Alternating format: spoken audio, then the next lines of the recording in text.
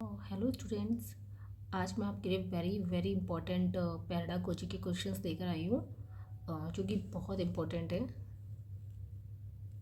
और सबसे बड़ी बात आपके लिए ये है कि ये पूरी वीडियो आप देख लेते हैं तो आपके कम से कम 20 नंबर के क्वेश्चंस जो है वो पूरे कवर हो जाएंगे, जो कि इसी एक वीडियो से कवर हो जाएंगे। So let's get start. सबसे पहले आप देख रहे हैं यहाँ पे अभिप्रेरणा टॉपिक दिया गया है। अभिप्रेरणा के बारे में पढ़ लेते हैं कि अभिप्रेरणा कितने तरह की होती है। तो अभिप्रेरणा होती है जन्मजात प्रेरणा, अर्जित प्रेरणा, दो तरीके की होती है। और हम थोड़ा फास्ट पढ़ेंगे क्योंकि हमको इसी एक वीडियो में बहुत सारे क्वेश्चंस कवर कर लेने होंगे। जन्मजात प्रेरणा के अंतर्गत आती है भूख, प्यास, काम, नींद और विश्राम, जबकि अर्जित में जो हम समाज से अर्जित करते हैं, जैसे व्यक्तिगत प्रेरणा, आनंद, जीवन लक्ष्य, अभिरुचि, अभिवृत्ति, अचेतन इच्छाएं। और दूसरा हम देखते हैं समाज से, जो कि सामुदायिकता, स्वाग्रह, संग्रहशीलता, युद्ध प्रवृत्ति। आगे देखते हैं मांग का सिद्धांत। वेरी वेरी इंपॉर्टेंट टॉपिक्स हैं ये। तो मांग का सिद्धांत है किसका? मैस्लो का, और जो कि पिरामिड शेप में है। पहला है दैहिक मांग, फिर सुरक्षा मांग, सामाजिक नीड्स, आत्मसम्मान और आत्म सिद्धि। तो निम्न मांग क्या होती है? निम्न मांग है ये दो तरीके की मांग, पहली ये और दूसरी ये। दैहिक मांग मतलब और सुरक्षा मांग, ठीक है। उच्च श्रेणी में तीन आ जाएंगी, 1 2 3, जिसके अंतर्गत आएगा सोशल नीड्स, सेल्फ एस्टीम मतलब आत्मसम्मान और आत्म सिद्धि। ये है मांग का सिद्धांत मैस्लो का। नेक्स्ट देखते हैं मैड्यूगल की मूल प्रवृत्ति का सिद्धांत क्या है। तो सबसे पहले मूल प्रवृत्ति का सिद्धांत देखते हैं। मूल प्रवृत्ति और संबोधित आवेग, पलायन या भागना, भय से संबंधित है। युयुत्सा या युद्ध प्रवृत्ति, क्रोध से गुस्सा आएगा तो हम युद्ध की प्रवृत्ति हमारे अंदर आएगी। घृणा अगर है तो हमारे अंदर निवृत्ति, अप्रियता, विकर्षण पैदा होगा। पुत्र कामना या पैतृक प्रवृत्ति का मन है तो वात्सल से होगा। शरणागति, संवेदनशीलता, अगर ये चीज़ है तो कष्ट लेके आएगी ये। जिज्ञासा है तो ऑब्वियसली आपकी आश्चर्य जो है वो दूर होगी। काम मतलब कामुकता, आत्मस्थापना या आत्म प्रकाशन मतलब आत्माभिमान या श्रेष्ठता की भावना। इसी में आगे दे रखा है दैन्य या विनीत भाव, अधीनता की भावना, सामूहिकता, एकाकीपन, भोजनान्वेषण भूख, संग्रह या संचय अधिकार भावना, रचना है कृति भाव, हास्य मतलब आमोद। मैंडिगल की कितनी प्रवृत्तियाँ हैं? ये 14 प्रवृत्तियाँ हैं। तो आपको ये सारी 14 प्रवृत्तियाँ थोड़ा मोटा मोटी आप देख सकते हैं। अब देखते हैं 16 PF का प्रयोग कैटल कैसे करते हैं। ये 16 PF है, ये कैटल के हैं। तो एक बार इसको हम पढ़ देते हैं तो आप देख लीजिएगा। ईमानदारी, सत्यता, अधिनायकवाद, सत्य एवं अहिंसा, कर्तव्य निष्ठा, सहयोग, परोपकार, समय की पाबंदी, व्यवहार कुशलता, सामाजिकता, सौम्यता, आत्मविश्वास, प्रभुत्व, उत्साह और आत्मगौरव। व्यक्तित्व के 3 घटक हैं। इदम, जो कि जन्मजात होते हैं, वंशानुगत क्षेत्र से होते हैं। अहम, ये यथार्थ जगत से होते हैं। और परम और पराहम, पराहम मतलब नैतिक मूल्य, आत्मा के अंतःकरण की पुकार होती है पराहम। तो 3 तरीके के व्यक्तित्व होते हैं। आपको ये याद रखना होगा कितने होते हैं, 3 तरीके के। नेक्स्ट देखते हैं व्यक्तिगत परीक्षण। TAT, टेट होता है थीमा एप्रीसेप्टर टेस्ट। थीम मानिए ये होगा theme, theme apperception test. CAT मतलब होता है child apperception test. IBT ink blood test, ये फुल फॉर्म है। आगे देखते हैं निष्पादन परीक्षण, अशिक्षितों की बुद्धि। चिमटी परीक्षण यांत्रिक कौशल में आएगा। स्मृति परीक्षण हमारी मेमोरी बेस होगा। शब्द सहचर्य परीक्षण, गाल्टन 75 शब्द हैं। शब्द का जो सहचर्य मतलब आपस में जो परीक्षण करते हैं वो गाल्टन का है। क्रॉस आउट परीक्षण ट्रेसी का है। और भोजक परीक्षण है मार्गरेट लेविन फील्ड का है, ठीक है। आगे देखते हैं मैंडिगल का वर्गीकरण है कल्पना। तो मैंडिगल की क्या है? कल्पना है। कल्पना को उन्होंने 2 तरीके से बांटा है। एक तो रिप्रोडक्टिव दूसरा है प्रोडक्टिव। तो रिप्रोडक्टिव दो तरीके की कल्पना बताइए, एक रिप्रोडक्टिव और प्रोडक्टिव, आपको ध्यान रखना होगा। और प्रोडक्टिव के अंदर भी दो तरीके से उसको डिवाइड किया गया है, एक तो कंस्ट्रक्टिव और दूसरा क्रिएटिव। ठीक है, तो ये मैंडिगल का सिद्धांत है, कल्पना से रिलेटेड है। नेक्स्ट है गैने का अधिगम सोपानिकी सिद्धांत। ये है गैने का, जटिलता होता जाता है। ठीक है, इन्होंने कहा है कि कोई भी चीज़ होगी ना वो इजी नहीं होगी, वो जटिलता की तरफ बढ़ती जाएगी। जैसे सबसे पहले कह रहे हैं संकेत अधिगम। संकेत कोई चीज़ होगा तो उद्दीपन आपके अंदर पैदा होगा, उद्दीपन, अनुक्रिया, अधिगम, उसके बाद श्रृंखला बनेगी, फिर शाब्दिक अधिगम होगा, फिर बहुविविध अधिगम होगा, फिर संप्रत्यय अधिगम होगा, सिद्धांत अधिगम होगा और समस्या अधिगम होगा। ट्रेवर का वर्गीकरण में क्या है, कल्पना। इनका भी रिप्रोडक्टिव हो गया, प्रोडक्टिव हो गया। प्रोडक्टिव भी दो तरीके होगा, रिसेप्टिव होगा और एक क्रिएटिव होगा। और क्रिएटिव के अंतर्गत आएगा प्रोग्रामिक और एस्थेटिक आएगा। और उसमें भी प्रोग्रामिक को भी इन्होंने दो तरीके से डिवाइड किया है, एक तो थियोटिकल और दूसरा प्रैक्टिकल। थियोटिकल और प्रैक्टिकल। और उसमें भी इन्होंने जो एस्थेटिक यानी रचनात्मक कल्पना जो है उसको दो तरीके से डिवाइड किया है, आर्टिस्टिक और fantastic. Next very very important है, किंडरगार्टन प्रणाली के निम्नलिखित सिद्धांत हैं। एकता का सिद्धांत, विकास का सिद्धांत, क्रिया स्वयं क्रिया का सिद्धांत, स्वतंत्रता का सिद्धांत, समाजीकरण का सिद्धांत, खेल द्वारा शिक्षा का सिद्धांत। Maria Montessori very very important topic है, यहाँ से क्वेश्चन ज़रूर बनते हैं, तो बहुत इसको स्पीडली हम एक बार पढ़ लेते हैं। कि मारिया का जन्म हुआ था इटली में, 1870 में हुआ था। इन्होंने अपनी शिक्षा प्रणाली का नाम मोंटेसरी पद्धति रखा है। मोंटेसरी प्रणाली की आधारभूत सिद्धांत क्या है, इसके प्रिंसिपल्स देख लेते हैं। आत्मकथा का सिद्धांत, स्वतंत्रता का विकास, स्वशिक्षा का सिद्धांत, ज्ञानेंद्रिय प्रशिक्षण का सिद्धांत, मांसपेशियों के प्रशिक्षण का सिद्धांत, व्यक्तित्व के विकास का सिद्धांत, खेल विधि द्वारा शिक्षा का सिद्धांत। मोंटेसरी ने अपनी शिक्षण पद्धतियों को 3 भागों में बांटा है, कर्मेंद्रिय शिक्षा, ज्ञानेंद्रिय शिक्षा और पढ़ने लिखने व गणित की शिक्षा।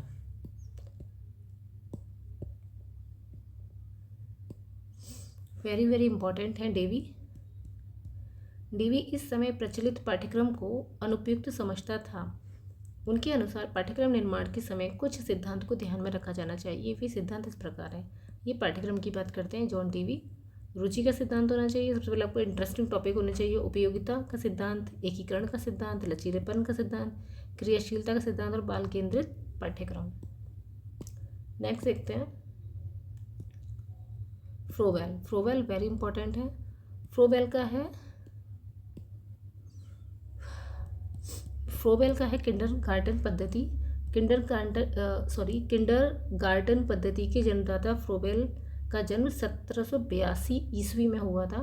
फ्रोबेल के अनुसार शिक्षा के निम्न उद्देश्य हैं। शिक्षा का प्रथम उद्देश्य है शरीर और आत्मा को बंधन से मुक्त करना है। शिक्षा का दूसरा उद्देश्य क्या है, व्यक्ति को ऐसा बनना है कि वह ईश्वर में उपस्थित सबकी एकता पहचान ले। थर्ड उद्देश्य बताया इन्होंने कि देवीय नियमों के अनुसार बालक का सर्वांगीण विकास करना है।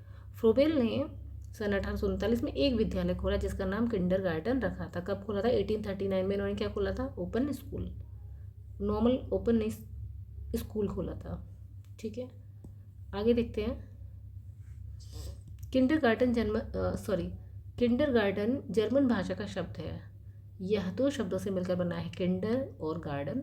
किंडर का अर्थ है बालक और गार्डन का अर्थ है बगीचा। इस प्रकार किंडरगार्टन का अर्थ हुआ बालकों का उद्यान।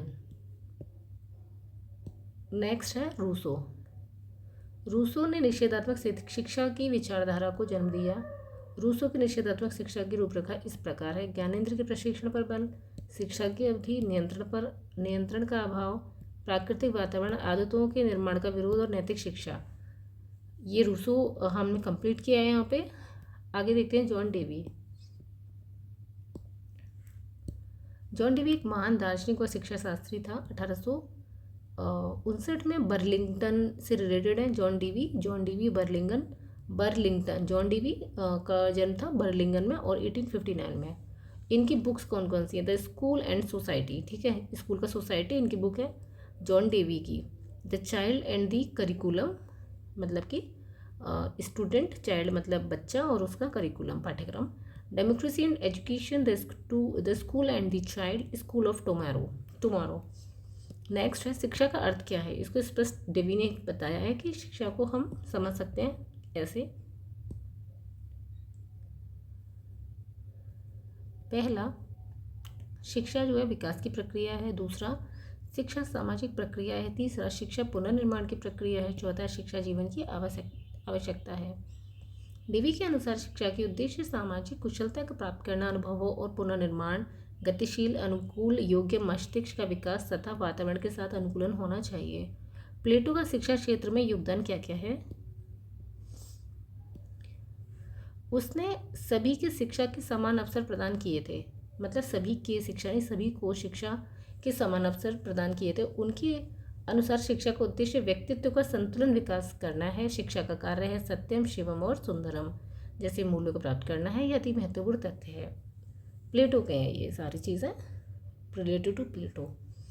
उसने शारीरिक शिक्षा को महत्वपूर्ण स्थान प्रदान किया। प्लेटो ने इससे शिक्षा को आवश्यक बताया। प्लेटो ने औद्योगिक शिक्षा की उन्नति के लिए प्रयास किया।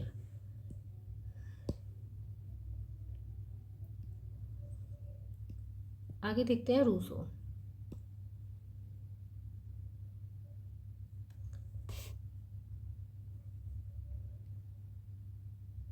रूसो 1712 से 1793 तक देखे गए हैं। इनका जन्म हुआ था इटली में 1712 में। ठीक है, एकदम स्टार्टिंग जब 17 शुरू की तो 12 में इनका जन्म हो गया था। रूसो की प्रसिद्ध रचना इस प्रकार है। The process of art and science, social contract, the new Heloise और ई मेल। रूसो के शिक्षा संबंधी विचार प्रकृतिवादी थे। ठीक है, प्रकृतिवादी, इनको प्रकृति पसंद है ऐसे हम समझ सकते हैं। रूसो के अनुसार शिक्षा के 3 मुख्य स्रोत हैं, प्रकृति, मानव, पदार्थ। इनके अनुसार शिक्षा का उद्देश्य बालक को सही अर्थ में मनुष्य बनाना है। ठीक है, और रूसो ने मनुष्य के विकास को 4 अवस्थाओं में विभाजित किया है, शैशव, बाल्यकाल, किशोरावस्था और युवावस्था। आगे देखते हैं।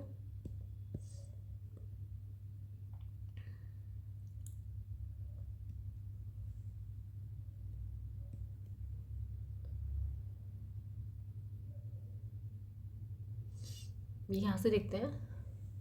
प्लेटो के अनुसार शिक्षा से मेरा अभिप्राय उस प्रशिक्षण से है जो बालकों में सद्गुण की प्रारंभिक प्रवृत्तियों का उचित अर्थों द्वारा विकास के लिए दिया जाता है। यह हमें निरंतर उन वस्तुओं से घृणा करना सिखाता है जिनसे हमें घृणा करनी चाहिए। मेरे विचार से यही वास्तविक शिक्षा है। प्लेटो ने शिक्षा के 2 प्रमुख उद्देश्य बताए हैं। एक तो व्यक्तित्व बनता है इंडिविजुअल का, और दूसरा है समाज। ठीक है, प्लेटो के अनुसार शिक्षा के अन्य उद्देश्य इस प्रकार हैं। सहयोगी तथा सामुदायिक शिक्षा की भावना का विकास। दूसरा है नागरिक कौशलता का विकास। तीसरा है संतुलन व्यक्तित्व का निर्माण। नेक्स्ट है विवेक का विकास। नेक्स्ट है बालकों को सामंजस्य जीवन व्यतीत करने के लिए तैयार करना।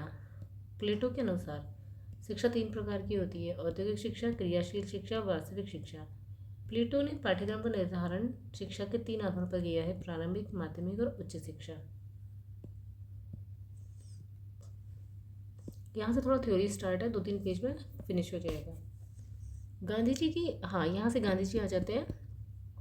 गांधी जी अपनी शिक्षा संबंधी विचार को अपनी पुस्तक जैसे शिक्षा की समस्या, विद्यार्थी से सच्ची शिक्षा और बुनियादी शिक्षा में प्रकट किया है। गांधी जी ने शिक्षा दर्शन के निम्नलिखित आधारभूत सिद्धांतों का प्रतिपादन किया है। 7 से 14 वर्ष तक के बालकों के लिए निःशुल्क और अनिवार्य शिक्षा की व्यवस्था की जानी चाहिए। शिक्षा का माध्यम मातृभाषा होनी चाहिए। शिक्षा का उद्देश्य बालकों में मानवीय गुणों का विकास होना चाहिए। शिक्षा किसी उत्पादन उद्योग के माध्यम से ही दी जानी चाहिए। बालकों की शिक्षा की व्यवस्था इस प्रकार की जानी चाहिए कि वह शिक्षा समाप्त करके किसी रोजगार में लग सके। गांधी जी के अनुसार शिक्षा का अर्थ बालकों और मनुष्य के शरीर, मस्तिष्क और आत्मा में पाए जाने वाले सर्वोत्तम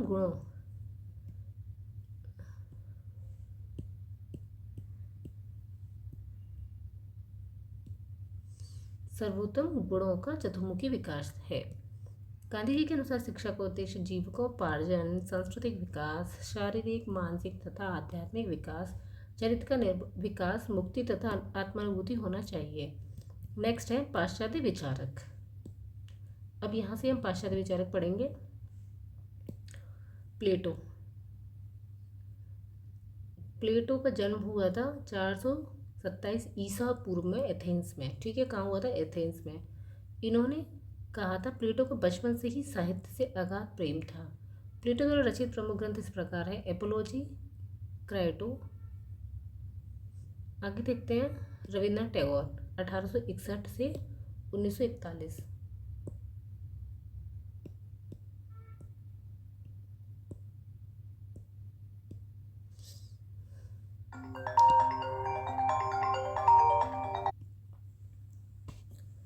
बहुमुखी प्रतिभा के धनी टैगोर जी का जन्म 6 मई सन 1861 ईस्वी को कोलकाता में हुआ था।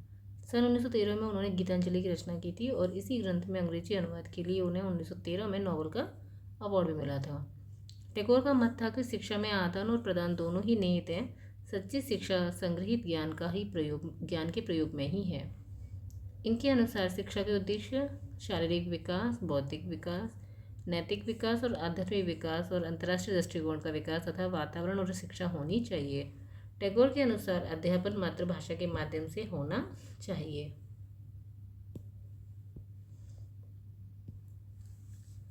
इन्होंने अपने पाठ्यक्रम में इतिहास, भूगोल, नृत्य, मौलिक रचना, बागवानी, कृषि, कार्य क्षेत्रीय अध्ययन, वस्तुओं का संग्रह, भ्रमण, प्रयोगशाला कार्य, अभिनय तथा नाटक आदि को सम्मिलित किया है। महात्मा गांधी का जन्म हुआ था 1859 में से 1948 तक जीवित रहे थे। महात्मा गांधी 2 अक्टूबर 1959 को गुजरात के कठियावाड़ के पोरबंदर नामक नगर में जन्म हुआ था। गांधी जी शिक्षा शास्त्री नहीं थे, परंतु वे युग पुरुष और युग दृष्टा थे। भारतीय विचारक एवं उनका सीधा दर्शन हम देखते हैं यहाँ पे। स्वामी विवेकानंद पढ़ेंगे। स्वामी विवेकानंद में थोड़ा सा आप ये देख लेंगे, जन्म 12 जनवरी 1863 में कोलकाता में हुआ था। स्वामी विवेकानंद ने अपने लक्ष्यों को पूरा करने में शिक्षा को सशक्त माना था।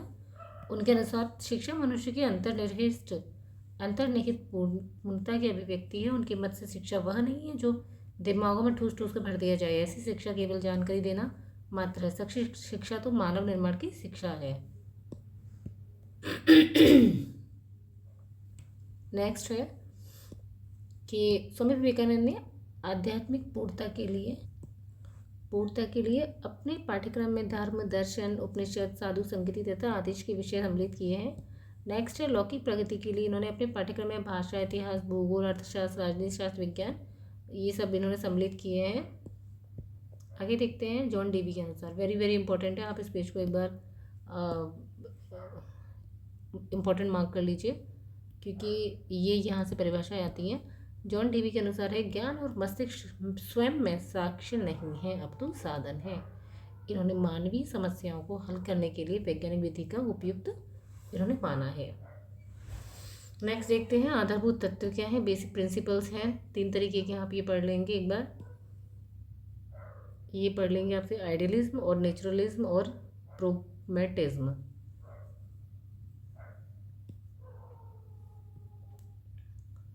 नेक्स्ट है यहाँ पर प्रकृतिवाद दे रखा है, तो आप इसको शॉर्ट में कुछ कुछ पॉइंट्स आप राइट डाउन कर सकते हैं। और प्रयोजनवाद, पिगमेटिज्म क्या है, और ये आप लिख सकते हैं। और शैक्षिक विचारधाराएं हैं जो कि आइडियलिज्म को यहाँ पे एक्सप्लेन किया गया है। और ये 2 पेज थोड़े इम्पोर्टेंट हैं, इसको हम एक बार देख लेते हैं। प्यार से संबंधित है संज्ञात्मक विकास से। बच्चा अमूर्त संकल्पनाओं के विषय में तार्किक चिंतन प्रारंभ करता है। औपचारिक है। संवेदी गामक अवस्था होती है जन्म से 2 वर्ष तक के लिए। पूर्व संक्रियात्मक अवस्था आयु होती है 2 से 7 वर्ष तक। संवेगात्मक विकास को प्रभावित करने वाला कारक है मानसिक योग्यता। नेक्स्ट है अधिगम, अनुभव, प्रशिक्षण के परिणाम स्वरूप व्यवहार में परिवर्तन है गेट्स का। सीखने का सर्वाधिक उपयुक्त अर्थ है व्यवहार में परमार्जन। सीखना व्यवहार में उत्तरोत्तर सामंजस्य की प्रक्रिया है, स्किनर का है। सीखने के नियम के प्रतिपादक लर्निंग है थॉर्नडाइक।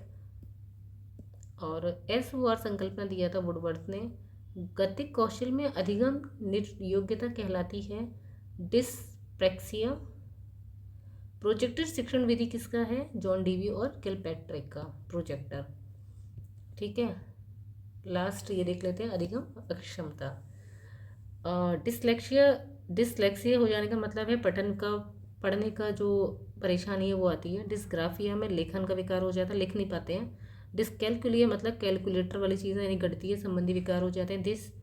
डिसफेजिया मतलब वाक संबंधी, बोलने में या संप्रेषण करने में अक्षम होते हैं। डिस्प्रैक्सिया मतलब लेखन और चित्रांकन संबंधी, मतलब कि ड्राइंग वगैरह नहीं बनने में आती है।